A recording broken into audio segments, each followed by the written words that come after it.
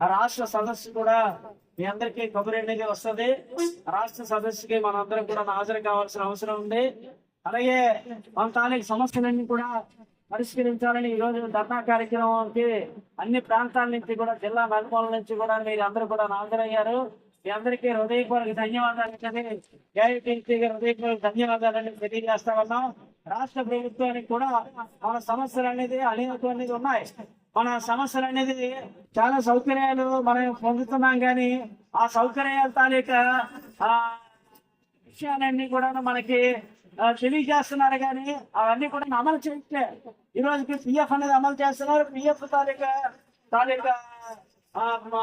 ఏదైతే ఉన్నాయో సంక్షేమ చర్యలు కానీ అవన్నీ కూడా ఈ రోజు వరకు కూడా మనం అమలు చేయకుండానే ఇంకా ఇబ్బందులకి గురి చేసే పరిస్థితి ఉంది.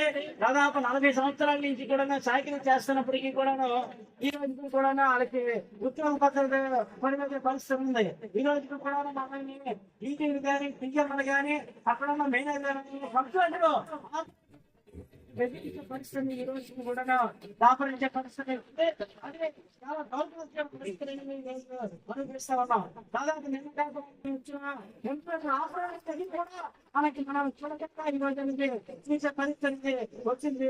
ఇదంతా కూడా చాలా ఇబ్బందికరమైన పరిస్థితి దాపరిస్తా ఉన్నాయి. రానున్న కాలంలో మనం అన్ని విషయాలు కూడా రాష్ట్ర ప్రభుత్వం దృష్టికి అనేది మనం తీసుకుని వెళ్తాం.